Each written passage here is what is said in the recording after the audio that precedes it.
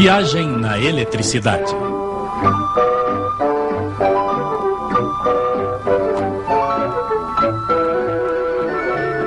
Entre quente e frio, o princípio de Carnot. Perdão, senhora, quanto consome de petróleo o seu ferro de passar, hein? Que ideia, não é? Um ferro de passar não funciona a petróleo, funciona a eletricidade. Eu sei, mas a sua eletricidade nas centrais térmicas, os térmicos a fabricam com petróleo. Eles também se servem de carvão, de gás, algumas vezes de urânio, mas a receita é a mesma. Primeiro se faz vapor colocando não sei quantas toneladas d'água dentro de uma espécie de marmita, uma caldeira é como se chama. E se esquenta. Vamos deixar para lá os aquecedores, reaquecedores, bombas e sei lá mais o quê. Então se esquenta. Se esquenta muito, muito seriamente. Pode chegar até 500 graus. Nessas condições, o vapor fica bastante comprimido. 150 vezes a pressão que existe fora. Agora vamos deixá-lo se distender, esse infeliz vapor. Vamos fazê-lo trabalhar fazendo passar dentro de turbinas. Uma turbina a vapor é uma roda com palhetas que tem mais ou menos a forma desta figura.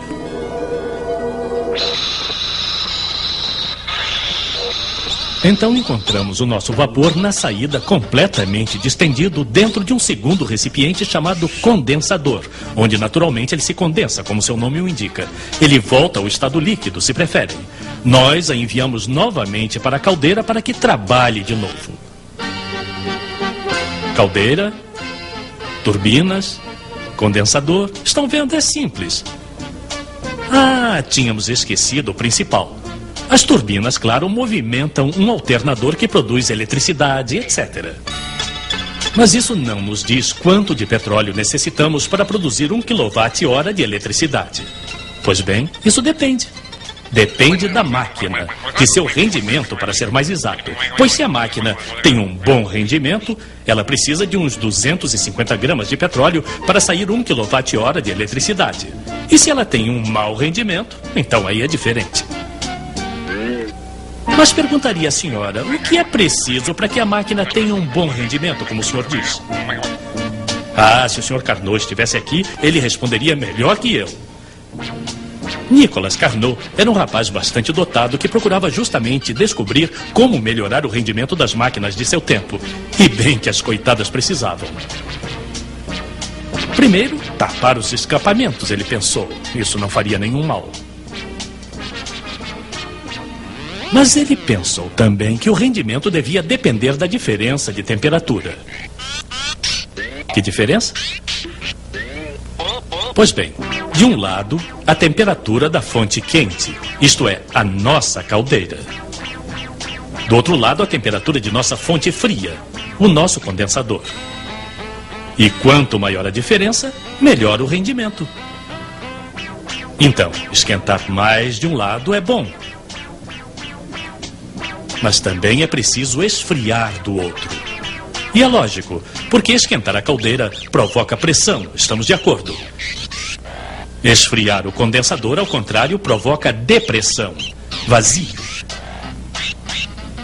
E quanto maior a diferença de pressão, mais o vapor se distende, mais ele trabalha e melhor é o rendimento. Então o nosso térmico em sua central, que quer tirar o máximo de quilowatt-hora de seu petróleo, segue os conselhos do Sr. Carnot. Do lado fonte quente não se pode subir mais. Do lado fonte fria, então aí resfria-se o condensador muito vigorosamente com uma corrente d'água que necessita de uma quantidade enorme de canos. Mas muito vigorosamente quer dizer que é preciso fazer passar aí por dentro uns 25 metros cúbicos d'água por segundo. Isso não se encontra tão facilmente quanto um cavalo. Então não se espantem se as centrais térmicas forem instaladas de preferência na beira do mar ou dos rios. É para esfriar seu condensador, melhorar o rendimento e tirar o máximo de eletricidade de seu petróleo ou carvão.